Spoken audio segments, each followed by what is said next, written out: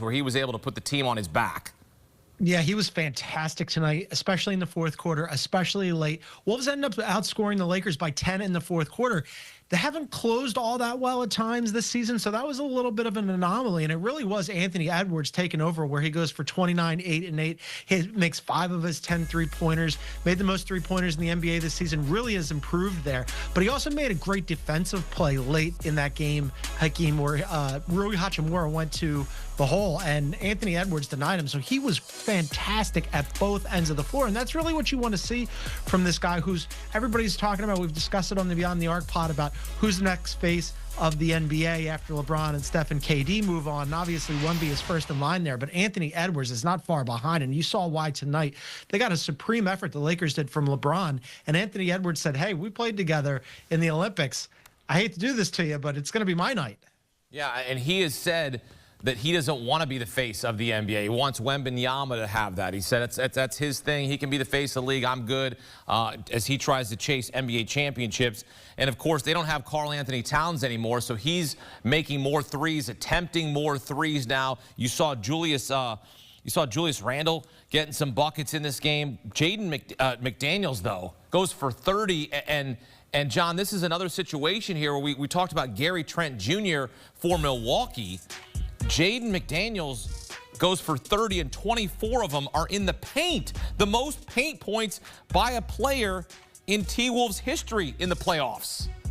Yeah, Jaden McDaniels was fantastic tonight. I think, like, Gary Trent was a little bit stranger and harder to predict than Jaden McDaniels. Jaden McDaniels this season, for a lot of years, basically for much of his career up until this season, people have been waiting for him to take that step forward. And I think sometimes it's easy to forget that he's only 24 years old and the offensive end hadn't come to him naturally. This season, he was much, much improved at the offensive end. Now, 30 points in all of those in the paint. They needed every one of them tonight, and he was fantastic. Julius Randle, too. Julius Randle at times can be a bit of a ball stopper. In the second half of the season, he really started to pass the ball more, really started to defer to Anthony Edwards, realized his place on the team. Those three guys together were fantastic. And you mentioned the points in the paint. Doubled up the Lakers. They had 56 points in the paint. Lakers only had 26. So that was a major reason why the Wolves won tonight. Yeah, you look at the domination in the paint. They just could not figure a way. LeBron has a great game, but Luka's dealing with a stomach bug. So it's like these things happen at a terrible time when Luka's coming off a near triple-double, and he just really wasn't himself. He took a high volume of shots and missed a lot. Yeah, it's a bummer for LeBron, too, right? Because you have Luka and those two guys. We talked about a pregame where you needed a big game from both of them. Luka having an illness, what can you really do? But LeBron gave them everything you could possibly expect from him. At 40 years old, he played 41 minutes. He carried them the entire game. He played the entire fourth quarter. He had a game-high 38 points, 10 rebounds, 4 assists, couple of steals, couple of blocks. He went 5 of 9 from 3 massive threes in the fourth quarter to keep them in the game until the Wolves finally pulled away. And part of it was Luka wasn't there. They had a good shooting night as a team from the floor and from 3, but they missed 7 free throws. They ended up losing by 12, so that didn't help. And then you mentioned this, but this was key as well. The turnovers absolutely killed the Lakers tonight. On a night when LeBron was fantastic, they have 19 turnovers, and the Wolves scored 28 points off of those. That's really difficult to overcome, and obviously they couldn't. Yeah, that's unacceptable. That is just, I mean, that's putrid right there. I mean, you're J.J. Redick, and you're just like, what are we doing? We got to take care of the basketball. Right now, the series price is updated. Minnesota minus 210 as they take a 2-1 series lead. Lakers plus 176. Do you still trust and or believe in Luka and LeBron to win this series? Because you're getting plus money. Yeah, I believe in it less. I picked the Lakers in 7 games, and it was obviously when you pick a team in 7 games, you're not so sure that they're going to pull it off, and it wouldn't surprise me prior to me picking them if the Wolves had ended up winning this series. Now, all of a sudden, with a 2-1 lead, a couple more games at home, yeah, the momentum is squarely in the Wolves' favor, and we've seen that the Lakers have not been a good defensive team over the last month and a half of the season. They obviously have paint protection problems, rim protection problems, because they don't have any size beyond Jackson Hayes is their only center, and they don't really trust him, obviously. So, yeah, advantage Wolves right now. I would say that the Lakers really have some work to do, and that begins with Luka getting healthy and getting back to being himself. Game 4 Sunday, they'll look to get right, and the Lakers will look to even up the series, or Anthony Edwards and now Jaden McDaniels maybe take a 3-1 series lead coming your way on Sunday. John Gonzalez here with us on CBS Sports HQ.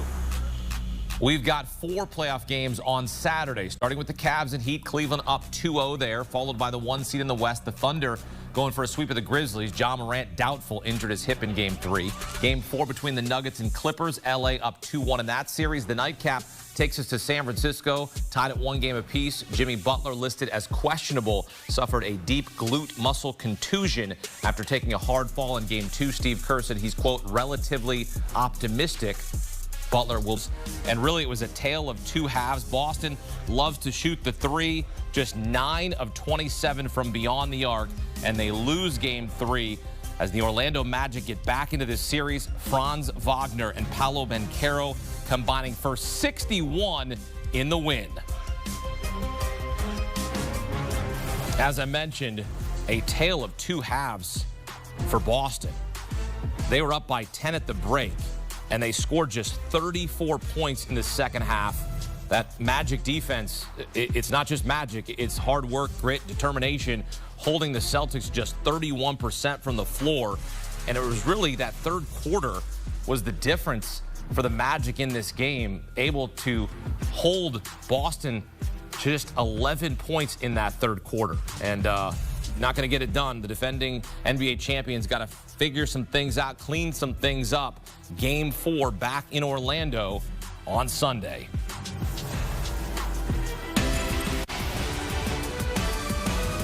Game 3 in Milwaukee. And how about this? We said somebody had to step up for the Bucks, and they do. It's Gary Trent Jr. I like big Bucks, and I cannot lie. He and Giannis each going for 37 in this game. Wow, what a win for Milwaukee as they figure something out at home. Get some instant analysis. And John, what was different? Gary Trent Jr. goes for 37, Giannis with 37. They combined only missed 10 shots in this game. I mean, this was a completely different looking team. Don't think I'm going to let that Sir Mix-a-Lot line slide. Nicely done by you. Wasn't anticipating that. Almost threw me there. Oh, good. What happened for the Bucks? Keep you on your toes. We said coming into this game that Giannis had to have another big game. He certainly did. 37-point double-double. But then the supporting cast was horrendous over the first 2 games. Game 1, no Dame. The rest of the supporting cast was absolutely absent. Game 2, Dame came back, didn't look like himself. Game 3, Dame tonight just made, 2 of his 12 shots. He was 1 of 8 from 3. Kyle Kuzma, once again, not good. Brook Lopez, no points. So how did they win this game going away, Akeem? Gary Trent Jr., of course. Everybody had that on their bingo card. 37 points. He hit 9 threes. That tied a franchise record with Ray Allen. I mean, sure. Look, I thought the Bucks were going to be better tonight at home because the Pacers aren't a good road team. But if anybody... And I did advocate for putting Gary Trent Jr.